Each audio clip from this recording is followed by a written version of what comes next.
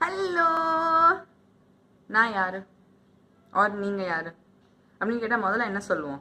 நான் ஒரு பெண் அப்படின்னு சொல்லுவோம்ல. இந்த பெண் ஆண் அப்படிங்கிற விஷயம் எங்க இருந்து ஆரம்பிக்குது? எங்க அந்த மாதிரி பிரிக்கப்படுறாங்க? நம்மளோட இனப்பெருக்க உறுப்புகளை வச்சுதான். ஸோ எஸ், இன்னைக்கு நம்ம எதை பத்தி பார்க்க போறோம்னா, இனப்பெருக்க உறுப்புகள் எது, அது அமைப்பு என்ன, அண்ட் என்னெல்லாம் நம்ம வாழ்க்கையில் இதனால மாறுது, நம்மளே மனிதர்களா எப்படி இனப்பெருக்க உறுப்புகள்னாலையும் அதை சார்ந்த இயக்கு நீர்னாலையும் மாறுறோம். ஹார்மோன்ஸ் அண்ட் ரீப்ரொடக்டிவ் சிஸ்டம் ரெண்டையுமே பேஸ் பண்ணி தான் இன்னைக்கு நம்ம பார்க்க போறோம். பாப்பா பிறந்ததுக்கு அப்புறம் ஒரு 7 வயசு 8 வயசு வரைக்குமே யாருமே இது பெண் குழந்தையா ஆண் குழந்தையான்லாம் ரொம்ப பாக்குறது கிடையாது. ஒன்னா விளையாடுவாங்க, எல்லாம் செய்வாங்க, எல்லாம் ஜாலியா இருக்கும். எப்ப வித்தியாசம் ஆரம்பிக்குது அப்படின்னா, அந்த குழந்தை ஒரு 10ல இருந்து 14 வயசு, அந்த 4 வருஷத்துக்குள்ள ஆண் குழந்தைகளும் பெண் குழந்தைகளும் பல மாற்றங்கள் இது பண்ணுவாங்க. ரொம்ப முக்கியமா நம்ம என்ன சொல்றோம், வயதிற்கு வர்றது அல்லது பருவம் அடைதல், சடங்காறுது, அந்த மாதிரி நம்ம நிறைய சொல்லுவோம். ஸோ இந்த மாதிரி பருவம் அடைதல் வரும் பொழுதுதான் ஒரு பெண் முழுமையாக பெண்ணுக்கான தான் ஒரு பெண், தனக்கு மார்பகம் வர ஆரம்பிக்குது, இடுப்புல வளைவுகள் வருது, பெரிய பெரிய பெண் ஆறேன் அப்படின்னு தெரிஞ்சுக்குவாங்க. அதே மாதிரி ஆணுக்குமே தோள்பட்டை விரிவடைந்து குரல் ஆழமாகி முடி வளரும். அவங்களும் ஆண்கான உணர்வுகள் எல்லாமே உணரவும் ஆரம்பிப்பாங்க. இந்த பருவம் அடைதல் அப்படின்னா பெண்களுக்கு என்னதான் நடக்குது அப்படின்னு பார்த்தோம் அப்படின்னா, முதல்ல நம்மளோட இனப்பெருக்க உறுப்பு எப்படி இருக்கு அப்படின்னு சொல்லி நம்ம தெரிஞ்சுக்க வேண்டிய அவசியம் இருக்கு. நம்ம இனப்பெருக்க உறுப்புல 2 கருப்பை இருக்கும். 2 கருப்பையில இருந்து கருப்பை குழாய் வழியாக கர்ப்பப்பைக்கு வரும். கர்ப்பப்பை வாய் கீழே இருக்கும். கர்ப்பப்பை வாய்க்கு கீழே யோனி இருக்கும். யோனி தான் வெளியே வரும், நமக்கு தெரியக்கூடிய ஒரு பகுதியாக இருக்கும். நம்மளால உணர்ந்து பார்க்க முடியும் வெளியே இருந்து. ஸோ இதுதான் ஜென்ரலா நம்ம எப்படி இருக்கும் அந்த உறுப்பு அப்படின்னு சொல்லிட்டு. இதுல இருக்கக்கூடிய இந்த கருப்பையில இருந்து என்ன ஆகுது அப்படின்னா, கருமுட்டை மாதம் ஒரு தடவை வெளியே வரும். அதாவது 28 நாள்ல இருந்து ஒரு 35 நாட்களுக்குள் ஒவ்வொருத்தவங்களுக்கு வேற வேற மாதிரி நாட்கள் இருக்கும். அந்த நேரத்துல கரெக்டா அது கருப்பையில இருந்து வெளியே இந்த கருப்பை குழாய் வழியாக கர்ப்பப்பைக்கு வரும். கர்ப்பப்பையில என்ன நடக்கும் அப்படின்னா, இந்த முட்டை வெளியே வர நேரம் பார்த்து இங்க கர்ப்பப்பை தன்னை கர்ப்பத்திற்காக ப்ரிப்பேர் பண்ணும், தயார் பண்ணும். என்ன பண்ணும் அப்படின்னா, நல்லா மெத்தை மாதிரி போட்டு வைக்கும். நிறைய சத்தான பொருட்கள், ரத்தம் எல்லாத்தையும் சேகரிச்சு அருமையான மெத்தை போட்டு வைக்கும். ஏன்னா அது என்ன நினைக்கும் அப்படின்னா, இந்த முட்டையோட விந்து சேர்ந்து ஒரு கருவாக, ஒரு குழந்தை உருவாகக்கூடிய கருவாக தான் அந்த முட்டை வரப்போகுது. அப்ப அந்த குழந்தைக்கு தேவையான எல்லாத்தையுமே நான் கொடுக்கணும்னு சொல்லி தயார் பண்ணி வைக்கும். ஆனா எப்பவுமே விந்து போய் முட்டையோட சேர்றது கிடையாது. எப்பவுமே பாலுறவு நம்ம வச்சுக்கிறதும் கிடையாது. ஸோ அந்த மாதிரி நேரத்துல அந்த முட்டை வேஸ்டா போயிருது இல்ல, அது கருவாறதுக்கான வாய்ப்புகள் இல்லாம போயிருது. அதனால என்ன ஆகுதுன்னா, அது வந்த உடனே இது எனக்கு எதுவுமே இல்லை, நான் கருவே ஆகல அப்படின்னு தெரிஞ்ச உடனே நமக்கு இந்த சேர்த்து வச்சிருக்க மெத்தை மாதிரி இருக்கக்கூடிய இந்த லேயரும் உடஞ்சு, முட்டையோட உடஞ்சு, அதுதான் நமக்கு ரத்தமாக வெளியே வருது. அதனாலதான் நீங்க பார்க்கும்போது மாதவிடாய் காலத்தப்போ ரத்தம் வெறுமனே தண்ணியா ஊத்தாது. அதுல சின்ன சின்ன துகள்கள் மாதிரி எல்லாம் இருக்கும், கொஞ்சம் திக்கா இருக்கும். ஏன்னா அது வெறுமனே ரத்தம் மட்டும் கிடையாது, அது ஒரு குழந்தைக்கு தேவையான எல்லாமே அந்த ரத்தம் போல இதுலதான் இருக்கு. இங்கதான் ஒரு முக்கியமான கேள்வி கேட்போம், அப்ப மாதவிடாய் டைம் அப்போ வர ரத்தம் நல்ல ரத்தம் இல்லைல்ல அப்படின்னு. இது எல்லாருமே கேட்டிருப்போம். நீங்களே சொல்லுங்களேன், அது நல்ல ரத்தமான? அந்த ரத்தம் இருந்தாதான் ஒரு குழந்தையவே உயிர் வாழ வைக்க முடியும். அந்த இடத்துல அந்த ரத்தம் இல்லை அப்படின்னா நம்ம யாருமே, எந்த ஒரு பெண்ணுமே கர்ப்பமாக முடியாது. இன்னும் சொல்ல போகணும்னா, அந்த ரத்தம் வெளியே வரக்கூடிய, மாதவிடாய் காலத்துல வெளியே வரக்கூடிய ரத்தத்தை எடுத்து லேப்ல டெஸ்ட் பண்ணி பார்த்தப்போ, சோதிச்சு பார்த்தப்போ, ஒரு ஹார்லிக்ஸ்ல என்னெல்லாம் இருக்குன்னு சொல்லி சொல்றாங்களோ அது எல்லாமே அந்த ரத்தத்துல இருக்கு. அயர்ன், சோடியம், விட்டமின்ஸ், மினரல்ஸ்னு எல்லாமே இருக்கு. ஸோ நீங்க பால்ல கலந்து என்ன குடிக்கிறீங்களோ அந்த அளவை விட அதிகமான சத்துள்ள அந்த ரத்தம் தான் கருவா ஆகலங்கிறதுனாலதான் வெளியே வருதே தவிர வேற எந்த ஒரு காரணத்துக்காக அது வெளியே வரல. அது வராம இருந்ததுன்னா அது உங்க குழந்தைக்காக கொடுக்கக்கூடிய ஊட்டச்சத்தா இருந்திருக்கும். மாதவிடாய் சார்ந்து பேசும்போது நம்ம அதுக்கப்புறம் நிறைய தீட்டு, தோஷம், அப்புறம் நிறைய பேர் வீட்டை விட்டு வெளியே ஒதுக்கி வச்சிருவாங்க. அப்புறம் பல திருவிழாக்கள்லாம் சேர்க்க மாட்டாங்க, கோயிலுக்கு பெண்கள் போக மாட்டாங்க. இந்த மாதிரி ஒவ்வொரு இடத்துல ஒவ்வொரு விஷயம் வேற வேறையாக இருக்கு. அதை பத்தி நம்ம இன்னைக்கு பெருசா பேச வேண்டாம். ஆனா முக்கியமான விஷயம் என்னன்னா, எந்த ஒரு வகையிலையுமே மாதவிடாய் எந்த ஒரு பெண்ணையுமே கலங்கப்படுத்துறது கிடையாது, அசிங்கப்படுத்துறது கிடையாது. அது நம்மளை சுத்தி இருக்க மக்கள் மட்டுமே தான் யோசிக்கக்கூடிய ஒரு விஷயம். அதனால நீங்க உங்களுக்கு வர மாதவிடாய் என்னதான் அழுக்குப்படுத்துதோ அப்படின்னு சொல்லி என்னைக்குமே நீங்க நினைக்க வேணாம். அது உங்களை நீங்க நினைக்கிறத விட ரொம்ப ரொம்ப ஆரோக்கியமா வச்சிருக்கு. இன்னொன்று என்ன அப்படின்னா, மாதவிடாய் வர்றதுனால தான் பெண்களுக்கு இதயம் சார்ந்த நோய்கள் வர்றதுக்கான வாய்ப்புகள் கம்மி, எலும்புகள் ஆண்களை விட பலமான இருக்கிறதுக்கான வாய்ப்புகள் இருக்கு. ஸோ மாதவிடாய் எப்போ நிற்கிதோ அப்போ பெண்கள் அதிகமாக இருதய நோயினால இறக்குறாங்க. மாதவிடாய் வர வரைக்கும் நம்ம நினைக்கிறத விட நம்ம ரொம்ப ரொம்ப பலமான ஆட்களாக வாழ முடியுது. அது மட்டும் இல்லாம ஒரு பெண் குழந்தை வந்து அம்மாவோட வயிற்றுல இருக்குன்னு வைங்களேன், அம்மாவோட வயிற்றுல இருக்கக்கூடிய பெண் குழந்தைக்குமே கருமுட்டைகள் இருக்கதான் செய்யும். அப்ப கிட்டத்தட்ட ஒரு 10 லட்சம் கருமுட்டைகள் இருக்கும் அந்த ஒரு பெண் கரு பாப்பாட்ட. அதுக்கப்புறம் அந்த பாப்பா வெளியே வந்து அது வந்து பருவமடைதல் வர வரைக்கும் இந்த முட்டைகள்லாம் கொஞ்சம் கொஞ்சமாக குறைஞ்சு குறைஞ்சு குறைஞ்சு உடம்புலேயே ஒரு 5 லட்சத்துல இருந்து 50,000 முட்டைகள் வரைக்கும் குறைய ஆரம்பிச்சிடும். 50,000 முட்டைகள் இருக்கு. அப்புறம் பருவம் அடைந்ததுக்கு அப்புறம் மாதம் ஒரு முறைன்னு வச்சா கூட வருஷத்துக்கு 12 முட்டை தான் வந்து உடையும். அந்த வழியில பார்த்தோம்னா ஒரு 40 வயசு 45 வயசு வரைக்கும் அந்த பெண் வந்து மாதவிடாய் காலத்துல இருக்காங்க அப்படின்னா கிட்டத்தட்ட வாழ்நாள்லயே ஒரு 300 முட்டையோ என்னமோ தான் வந்து நம்ம வெளியேற்றுறோம். முட்டையாக வெளியே வந்து நம்ம ரத்தத்தின் மூலமாக வெளியே போடுது. மற்ற முட்டைகள் எல்லாமே தன்னாலே அழிஞ்சிரும். ஏன்னா நமக்கு அது தேவையில்லாத காரணத்தினால. ஸோ எவ்வளோ பெருசுலேருந்து எவ்வளோ கம்மி வரைக்கும் வருது அப்படிங்கிற ஒரு ஐடியா அவங்களுக்கு கொடுக்கறதுக்காக தான். இது பெண்களுக்கு. இதே மாதிரி ஆண்களுக்கு பருவம் அடைதல்னா என்ன நடக்குது அப்படின்னா, ஆண்களும் இதே மாதிரி ஒரு 10லேருந்து 14 வயசுக்குள்ள பருவம் அடையும் பொழுது விந்து உற்பத்தி ஆரம்பிக்குது. விந்து உற்பத்தியும் விந்து தள்ளலும் ஆரம்பிக்குது. ஸோ இது வந்து ரொம்ப காமனா யாருமே பேசாத ஒரு விஷயம். ஏன்னா அது பெண்கள் மாதிரி பெருசா சடங்கு மாதிரி ஃபங்க்ஷன் வச்சோ அதாவது ஊருக்கே சொல்லியோ என் பொண்ணு வந்து வயசுக்கு வந்துட்டான்னு ஊருக்கே நம்ம சொல்றது கிடையாது. ஆண்கள் அதுக்காக நம்ம கண்டுக்கிறதே கிடையாது. ஆனா ஏன் அது ரொம்ப முக்கியமா நாங்க சொல்றோம் அப்படின்னா வந்து ஆண்களுக்கும் இதே மாதிரி இந்த காலத்துல நிறைய பருவ மாற்றங்கள் நடக்குது. அவங்களுக்கும் நிறைய எண்ணங்கள் வரும், இயக்கு நீர் மாற்றங்கள் வரும். ஸோ அந்த நேரத்துல அவங்களுக்குமே நிறைய சப்போர்ட் தேவைப்படுது. இப்ப பெண்களுக்கு பருவமடைதல்ல வந்து ரத்தம் போறது மட்டுமான்னு கேட்டா அது மட்டும் கிடையாது.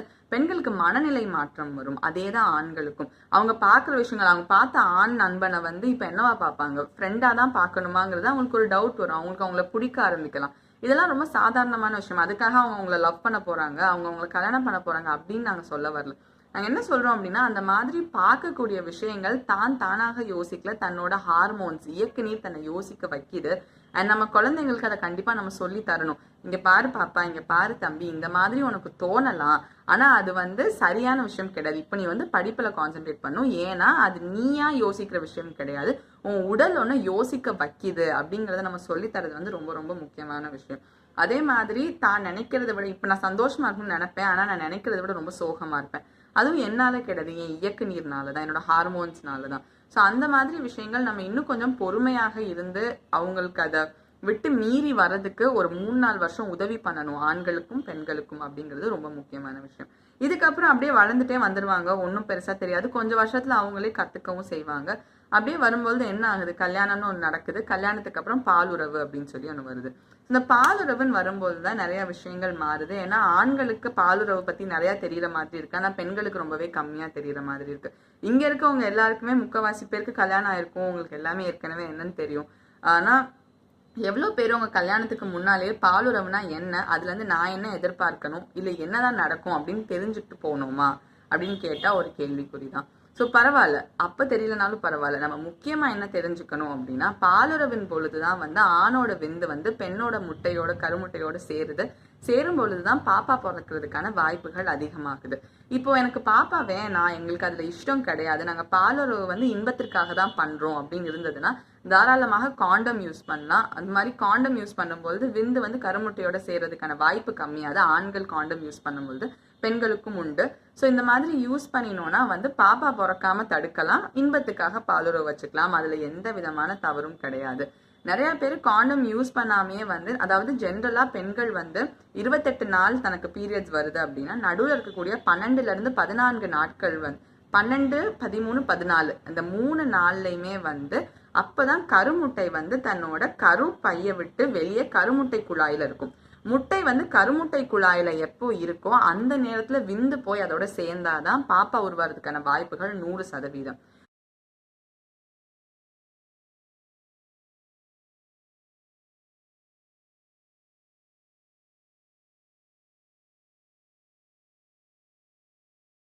ஒருவேளை அந்த முட்டை கருமுட்டை குழாய் விட்டு வெளியே வந்துருச்சு, ஆர் அது வந்து இன்னும் கருப்பையில இருக்குன்னா அங்க கர்ப்பம் தரிக்கிறதுக்கான வாய்ப்புகள் கம்பேரிட்டிவா ரொம்ப ரொம்ப கம்மி.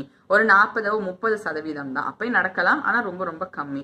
ஸோ ஜென்ரலா அந்த 12-14 நாட்கள் அந்த நேரத்துல வந்து நம்ம தவிர்த்துட்டோம். அதை தவிர வேற எந்த நேரத்துல பாலுறவு வச்சுக்கிட்டாலுமே வந்து கர்ப்பம் தரிக்கிறதுக்கான வாய்ப்புகள் குறைவு. இதை ஞாபகம் வச்சுக்கலாம். ஆனா அதை தாண்டி காண்டம் யூஸ் பண்றது ரொம்ப ரொம்ப நல்லது. உங்களுக்கு அந்த நினைப்பு, எனக்கு இப்ப பிள்ளை வேண்டாம்ன்ற நினைப்பு இருந்தா கண்டிப்பா காண்டம் யூஸ் பண்ணுங்க. பாலுறவு வந்து ஒரு மாதத்திற்கு சில முறை அப்படி இருக்கதன் மூலமாக நிறைய நல்ல விஷயங்கள், ஃபார் எக்ஸாம்பிள் வந்து அந்யோன்யம், ஆணுக்கும் பெண்ணுக்கும் நடுவில் இருக்க அந்யோன்யம் கூடும். அதே மாதிரி ஆயுள் காலம் நீள்றதுக்கு வாய்ப்புகளும் உண்டு. மனநலம் சீராக இருக்கும். நம்ம நினைக்கிறத விட நம்ம இன்னும் சந்தோஷமான மக்களாக இருப்போம். ஸோ இதை பத்தி யோசிச்சும் நீங்க பார்க்கலாம். நடந்திருந்தா உங்களுக்கு தெரியவும் வாய்ப்பு உண்டு. ஸோ இதுதான் வந்து பாலுறவு பத்தி. பாலுறவு முடிச்சதுக்கு அப்புறம் என்ன ஆகுது அப்படின்னா, ஒரு வயதிற்கு மேல 2 பேருக்குமே அந்த மாதிரி ஒரு அட்ராக்ஷன் இருக்குதுல்ல, ஒரு ஈர்ப்பு இருக்குதுல்ல. ஒரு 30-35 வயது வரைக்கும், 40 வயது வரைக்குமே பயங்கர ஈர்ப்பு இருக்கும். அதுக்கப்புறம் கொஞ்சம் கொஞ்சமாக அந்த ஆணுக்கும் பெண்ணுக்கும் இருக்கக்கூடிய ஈர்ப்பு கம்மியாயிட்டு தான் வரும். அதுக்கப்புறம் வெவ்வேறு விஷயங்கள் ஆயிடுது. பிள்ளைங்களை பார்க்க போயிடுறோம். அதுக்கப்புறம் ஒன்றும் பெருசா தெரியறது இல்லை. அடுத்து எங்க நடக்குது, என்ன நடக்குதுன்னா 45 வயதுல இருந்து 50 வயது இருக்கிற நம்மளோட மாதவிடாய் நிக்க ஆரம்பிக்குது. அப்ப நிக்க ஆரம்பிக்குதுன்னா என்ன ஆகுது, நல்லா 2 மாசத்துக்கு ஒரு தடவை வருது. அதுக்கப்புறம் திடீர்னு வருது, திடீர்னு போகுது. அதிகமா ரத்தப்போக்கு இருக்கும். இது வந்து பெண்களுக்கு மட்டும் நடக்கக்கூடிய விஷயம். ஆனா பெண்களுக்கு மட்டும் நடக்கிறது தெரியக்கூடிய விஷயம். ஆண்களுக்கும் ஆண்ட்ரோபாஸ் அப்படின்னு சொல்லுவாங்க, பெண்களுக்கு மெனோபாஸ் அப்படின்னு சொல்லுவாங்க, ஆண்களுக்கு ஆண்ட்ரோபாஸ்ன்னு சொல்லுவாங்க. ஆண்களுக்கு தங்களோட விந்து உற்பத்தி ஆகிறது நிக்காது, ஆனா அதுக்கு பதிலாக அது ரொம்ப குறையும். அதாவது 30 வயசுல 100% விந்து ஆண்களுக்கு உற்பத்தி ஆச்சு அப்படின்னா வந்து 45-50 வயதுல 30-40% அளவுக்கு தான் விந்து உற்பத்தி ஆகும். இது அவங்களுக்குமே ரொம்ப ரொம்ப மனநல பாதிக்கக்கூடிய ஒரு விஷயமாக தான் இருக்கும். எவ்வளவு தூரம் பெண்களுக்கு அது இருக்கும். சரி, பெண்கள் ரொம்ப முக்கியமா நம்ம பார்த்தோம் அப்படின்னா வந்து இந்த மாதவிடாய் வந்து நிற்க போற நேரம் ரொம்ப முக்கியமான்னு கேட்டா ரொம்ப ரொம்ப முக்கியம். ஏன்னா மாதவிடாய் நிக்கிறது டக்குன்னு நிக்குமா அப்படின்னா டக்குன்னுலாம் நிக்காது. சில பேருக்கெல்லாம் 2-3 வருஷம் ரத்தம் ரொம்ப போய்கிட்டே இருக்கும். சில பேருக்கு ரொம்ப நாள் வரவே வராது, ஆனா வந்தா 30-40 நாள் வரும். அது மட்டும் இல்லாம திடீர்னு எரிச்சல் ஆவாங்க, ரொம்ப கோபம் வரும், முடி அதிகமா கொட்ட ஆரம்பிக்கும், வெயிட் கூட ஆரம்பிப்பாங்க, தூக்கம் ஒழுங்காகவே வராது. அதே மாதிரி வெப்பம் எப்ப பாரு அதிகமா இருக்க மாதிரியும், தான் எப்ப பாரு வேர்த்துக்கிட்டே இருக்க மாதிரியும் இருக்கும்.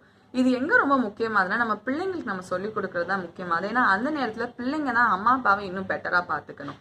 ஏன்னா அவங்க அம்மானால நிஜமாவே நிறைய விஷயங்கள் பண்ண முடியாது. ஆனா அம்மா என்ன நினைச்சுக்குவாங்க, பெண்ணை என்ன நினைச்சுக்குவாங்கன்னா, நான் தான் வந்து பண்ணல, நான் தான் என் வேலையை ஒழுங்கா பண்ணல, என்னால தான் பண்ண முடியல. ஆக்சுவலி அது உங்கனாலன்னு கிடையாது, உங்க உடம்பு உங்களை அந்நேரத்துல என்னால பண்ண முடியலைன்னு சொல்றது. ஸோ அந்நேரம் நம்ம கணவரும் சரி, நம்ம பிள்ளைங்களும் சரி, நமக்காக இன்னும் கொஞ்சம் நம்ம கூட இருக்கிறது இன்னுமே வந்து வலிமை தரக்கூடிய விஷயமாக இருக்கும். சரி, இந்த மாதவிடாய் நின்றுச்சுன்னா என்ன, நல்லது தானே, நான் பிடிச்ச அளவுக்கு கோயிலுக்கு போகலாம், நிறைய சாமி கும்பிடலாம் அப்படின்னா நீங்க நினைப்பீங்க. ஜென்ரல் எங்க அம்மாலாம் அப்படிதான் நினைச்சாங்க. ஆனா அப்படி கிடையாது. மாதவிடாய் நின்னதுக்கு அப்புறம் தான் நீங்க உங்க உடம்ப 2 மடங்கு அதிகமாக பாத்துக்கணும். ஏன்னா மாதவிடாய் நின்றதுக்கு அப்புறம் நம்ம உடம்புல இருக்கக்கூடிய கால்சியம் குறைய ஆரம்பிச்சிடும். எலும்புகள் முறிவடைகிறதுக்கான வாய்ப்புகள் அதிகமாகுது. அதனால எலும்பு சார்ந்து சத்து ஏற்றக்கூடிய விஷயங்கள் நிறைய சாப்பிடணும். இருதய நோய் வர்றதுக்கான வாய்ப்புகள் ஜாஸ்தி ஆகுது. தினமும் கண்டிப்பா உடற்பயிற்சி செஞ்சே ஆகணும். 45 வயதுல இருந்து 50 வயதிற்கு மேற்பட்டவர்கள் மினிமம் வாக்கிங் ஆவது ஒரு அரை மணி நேரம் போயே தீரணும். உடல் எடை நம்மளை அறியாம கொஞ்சம் சாப்பிட்டா கூட ஆரம்பிக்கும். ஸோ உடல் எடையுமே வந்து உடற்பயிற்சி மூலமா நம்ம இது பண்ணிக்கலாம். அது மட்டும் இல்லாமல் சிறுநீர் வந்து நம்மளை அறியாமே நம்ம சிறுநீர் கழிக்கிறதுக்கான வாய்ப்புகள் இருக்கு. அதெல்லாம் வந்து பெண்களுக்கு ரொம்ப கஷ்டமான விஷயமா இருக்கும். ஏன் எனக்கு என்ன 50 வயசு தான் ஆகுது, எனக்கு ஏன் இப்படி வருது, ஏன் என்னால சிறுநீரை வந்து என்னோட கட்டுப்பாட்டுக்குள்ள வச்சுக்க முடியல அப்படின்னு இருக்கும். அது உங்க தப்பு கிடையாது. அந்த ஒரு சின்ன பீரியட், ஒரு 2-3 வருஷம் தாண்டிட்டீங்கன்னா அதுக்கப்புறம் உங்களுக்கு ஓரளவுக்கு சரியாயிரும். இது ஏன்னா மாதவிடாய் நிக்கிறதுனாலதான் இந்த மாதிரி மாற்றங்கள் நடக்குது. இதே மாதிரிதான் ஆண்களுக்கும் அதிகமான கோபம், எரிச்சல் வர்றதுக்கான வாய்ப்பு உண்டு. வீடை விட்டு எனக்கு வேலை தான் முக்கியம் தான் போறதுக்கான வாய்ப்புகள் உண்டு. அண்ட் அதே மாதிரி அவங்களுக்கும் முடி கொட்டும், சொட்டை வரவும், அவங்களோட உடல்ல இருக்கக்கூடிய தசைகள் வந்து ரொம்ப சுருக்க ஆரம்பிக்கும், கொஞ்சம் தொஞ்சு போற மாதிரி, ஆளே கொஞ்சம் வயசான மாதிரி இருப்பாங்க. ஸோ இந்த மாதிரியான விஷயங்கள் ஆண்களுக்குமே ரொம்ப ரொம்ப பாதிக்கக்கூடிய விஷயமா இருக்கும். ஸோ நீங்க உங்க கணவருக்கோ உங்க வீட்டுல இருக்கக்கூடிய பெரியவங்களுக்கும் நீங்க சப்போர்ட்டிவா இருக்க வேண்டிய வந்து வாய்ப்பும் இருக்கு. எனக்கு மட்டும்தான் அப்படின்னு நம்ம சொல்ல முடியாது. அவங்களுக்கும் நடக்கும்போது அவங்க கூடயும் வந்து நம்ம இருக்க வேண்டிய அவசியம் ஏற்படுது. இனப்பெருக்க உறுப்புகள் பத்தி பேசும்போது இன்னும் 2 விஷயம் ரொம்ப முக்கியமா பேசணும். ஒண்ணு வந்து கருத்தடைங்கிற விஷயம் நம்ம எல்லாருமே கேள்விப்பட்டிருப்போம். நம்ம ஊர்லயே வந்து கிராமத்துல வந்து இந்த வேலை பார்க்குற ஆஷா ஒர்க்கர்ஸ் அந்த மாதிரி எல்லாம் இருப்பாங்க, அவங்க எல்லாம் சொல்லியிருப்பாங்க, கருத்தடை அப்படிங்கிறது என்னன்னா, என் குடும்பத்துல எங்களுக்கு 2 பிள்ளைங்க அல்லது 3 பிள்ளைங்க ஒரு பிள்ளை, எவ்வளவு பிள்ளைங்க எங்களுக்கு ஆசையா இருக்கோ எங்களுக்கு நாங்க பெத்துக்கிட்டோம், இதுக்கப்புறம் எங்களுக்கு பிள்ளைங்க வேண்டாம், இதுக்கப்புறம் நாங்க பாலுறவு வச்சாலும் அதன் மூலமாக எங்களுக்கு பிள்ளைங்க வேண்டாம் அப்படின்னு நம்ம நினைச்சோம்னா நம்ம வந்து ஹாஸ்பிட்டல் போய் கருத்தடை பண்ணிக்கலாம். அது ரொம்பவே வந்து லீகலான ஒரு ப்ராசஸ். அதாவது கவர்மெண்ட்ல ப்ராப்பராகவே நம்ம உடம்புக்கு எந்த விதமான பாதிப்பும் இல்லாமல் செய்யக்கூடிய ஒரு விஷயம்.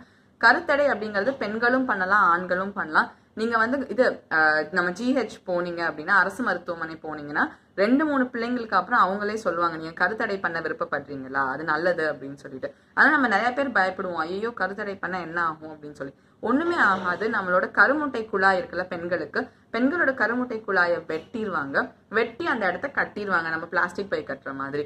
அப்போ நம்ம முட்டை வந்து கருமுட்டை குழாய் வெளியே வராது. முட்டை வெளியே வராததுனால விந்து வந்தாலும் கூட அது வந்து எந்த வகையிலுமே கர்ப்பம் தரிக்கிறதுக்கான வாய்ப்புகள் இல்லை. ஆனா கருத்தடை பண்ணிட்டு எனக்கு மாதவிடாய் வருமா அப்படின்னு கேட்டா, கருத்தடை பண்ணாலும் நமக்கு மாதவிடாய் வரும்.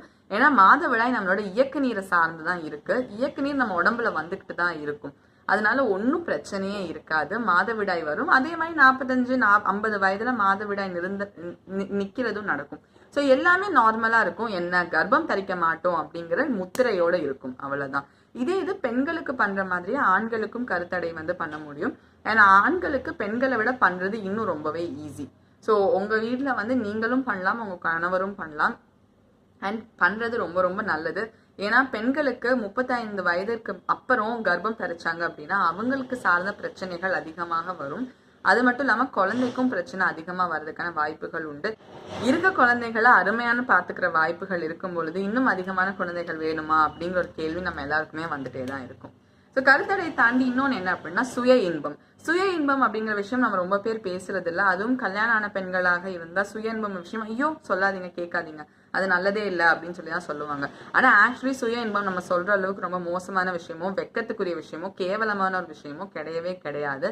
பெண்கள் தங்களுக்கு வேணுங்கிறப்போ சுய இன்பம் செய்யறதுல எந்த விதமான தவறும் இல்லை.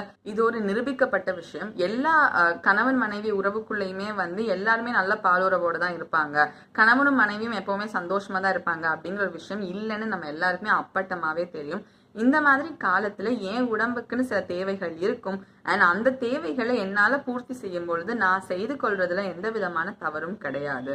ஸோ இது மட்டும் இல்லாம சுய இன்பம் பண்றதன் மூலமா வந்து என் உடம்புக்கு கெடுதல் நடந்துரும், நான் தப்பானவங்களாயிருவேன், நான் வந்து செத்து போயிருவேன், அந்த மாதிரி எல்லாம் சொல்லுவாங்க. அதெல்லாம் எதுவுமே கிடையாது. இன்னும் சொல்ல போனா நீங்க சுய இன்பம் பண்றதன் மூலமாக நீங்க சந்தோஷமா இருக்கிறதுக்கான வாய்ப்புகள் அதிகரிக்குது, உங்க ஆயுள் காலம் அதிகரிக்குது, உங்களுக்கு தினமும் இருக்கக்கூடிய டென்ஷன் குறையறதுக்கான வாய்ப்புகள் அதிகரிக்குது. நம்ம தோல் பலன்னு இருக்கும், நம்ம இன்னும் யங்காவே அதாவது இளமையாகவே அதிகமாக இருக்கிறதுக்கான வாய்ப்பு இருக்கு. எல்லாரும் பண்ணணும்னு நான் சொல்ல, அப்படி பண்றதான வாய்ப்புகள் இருந்தா அதை பத்தி தெரிஞ்சா, தெரியாதவங்க இருந்தா தெரிஞ்சுக்கிறதும் இது என்னன்னு கேட்டு புரிஞ்சுக்கிறதும் ஒரு நல்ல விஷயம் அப்படின்னு சொல்லிதான் வந்து நான் சொல்றேன். ஸோ இதெல்லாம் தான் வந்து பேசிக்கா சொல்லிட்டோம். இதுக்கப்புறம் என்ன பார்க்கணும் அப்படின்னா வந்து அதை சார்ந்த பிரச்சனைகள் என்னென்ன இருக்கு அப்படின்னு தான் பார்க்க போறோம்.